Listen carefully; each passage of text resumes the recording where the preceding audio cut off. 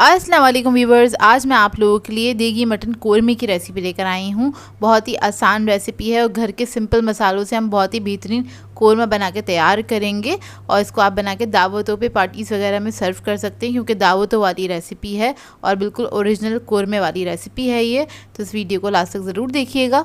अगर आप मेरे चैनल पर नए हैं तो मेरे चैनल को सब्सक्राइब करें, साथ साथ ऑल नोटिफिकेशन को क्लिक करें। इससे आने वाली मेरी हर नई वीडियो की नोटिफिकेशन आपको सबसे पहले मिलेगी। वीडियो अच्छी लगे तो लाइक एंड शेयर करना ना भूलें। तो चलिए आइए वीडियो स्टार्ट करते हैं। इसके लिए एक मैंने पतीली ले ली है और इसके अंदर हम ऐड कर देंगे कुकिंग ऑयल 1 कप के बराबर। इसमें ऑयल थोड़ा सा ज़्यादा जाता है क्योंकि हमें इसमें प्याज फ्राई करनी है, तो थोड़ा ज़्यादा ही ऐड कर सकते हैं। बाद में चाहें तो आप लोग निकाल भी सकते हैं इसमें से ऑयल। अच्छा, इसके अंदर मैंने प्याज ऐड कर दिए, तो 4 बड़े साइज़ की डली ले ली थी मैंने और वो मैंने स्लाइस करके कट कर लिया है। इसको हम फ्राई करेंगे लाइट गोल्डन ब्राउन होने तक। और कोरमा जब अच्छा बनाना हो आपको तो प्याज का थोड़ा ख्याल रखा करें। प्याज ज़्यादा डार्क होगी तो कोरमे का कलर भी बहुत डार्क हो जाएगा, और प्याज अच्छी सुनहरी होगी, लाइट कलर की होगी तो कोरमा भी आपका गोल्डन से कलर का बनेगा। तो देखिए प्याज फ्राई हो गई, इसको हम निकाल लेंगे। निकालने के बाद प्याज को मैं पीस लूँगी। अब उसी ऑयल के अंदर हम ऐड करेंगे अदरक लहसुन का पेस्ट, तकरीबन 2 टेबलस्पून के बराबर। और इसके अंदर मैं ऐड करूँगी बे लीव्स, तकरीबन 3 अदद ले लिए मैंने मीडियम साइज़ के। काली मिर्चें ऐड करेंगे 10 से 12 अदद।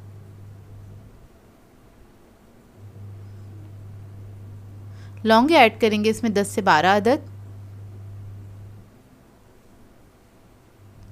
छोटी इलायची ऐड करेंगे 5 अदद, इसको मैंने कूट लिया था।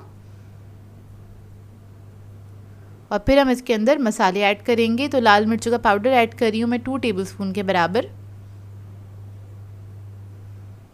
धनिया पाउडर है हमारे पास 2 टेबलस्पून। नमक ऐड करेंगे इसमें 1 टीस्पून। इन तमाम मसालों को अच्छी तरीके से भून लेंगे, हल्का सा फ्राई करेंगे। तो जब ये फ्राई हो जाएगा फिर हम इसके अंदर गोश्त ऐड कर देंगे। तो इधर मैंने मटन लिया है, तो ये 1 केजी के बराबर है। आप लोग चाहें तो सेम रेसिपी फॉलो करते हुए चिकन या फिर बीफ में भी ये कोरमा बना सकते हैं। तो देखिए मटन मैंने इसके अंदर ऐड कर दिया है। अब इस गोश्त को हल्का सा भून लूँगी इसी मसाले के साथ। बस हल्का सा भूनने के बाद इसके बाद हम इसके अंदर पानी ऐड करेंगे। तो इधर मैं 2 ग्लास के बराबर पानी ऐड कर रही हूँ, इतना कि जो गोश्त है हमारा अच्छे से गल जाए इस पानी के अंदर। और इसको हम लो मीडियम फ्लेम पे पकने के लिए छोड़ देंगे, तकरीबन आधे घंटे के लिए। मटन वैसे भी जल्दी गल जाता है, ज़्यादा टाइम नहीं लगता है इसको पकने में। तो देखिए आधा घंटा हो गया है और मटन जो है हमारा 80% तक गल चुका है। और जब ये 80% गल जाएगा फिर आपने इसके अंदर प्याज ऐड कर देनी है। तो हमने प्याज को पीस लिया था, इसका पेस्ट बना लिया था। बहुत कम पानी ऐड किया था प्याज पीसते हुए, ज़्यादा पानी नहीं ऐड कीजिएगा, नहीं तो इसको सुखाने में आपको काफ़ी टाइम लग जाएगा। तो प्याज ऐड कर दिए, उस प्याज को भी हम मिक्स कर लेंगे अच्छी तरीके से।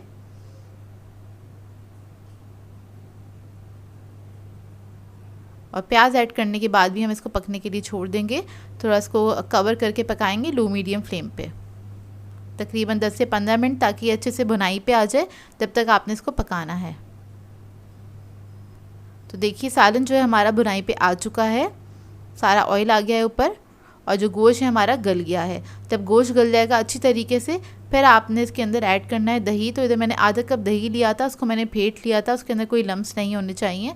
आपने दही ऐड कर देना है और उसको भूनना है अच्छी तरीके से। तकरीबन 2 से 3 मिनट तक इसको भून लीजिएगा दही ऐड करने के बाद। तो देखिए ग्रेवी इसकी रेडी हो गई है।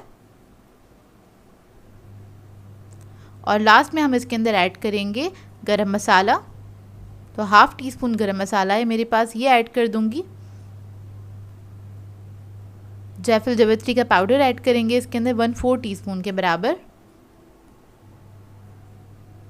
फिर मैं इसके अंदर ऐड करूँगी केवड़ा एसेंस, फ्यू ड्रॉप्स ऐड कीजिएगा केवड़ा एसेंस के, ये ऐड कर देंगे। और बस हमारा जो ये कोरमा जो है रेडी हो गया है।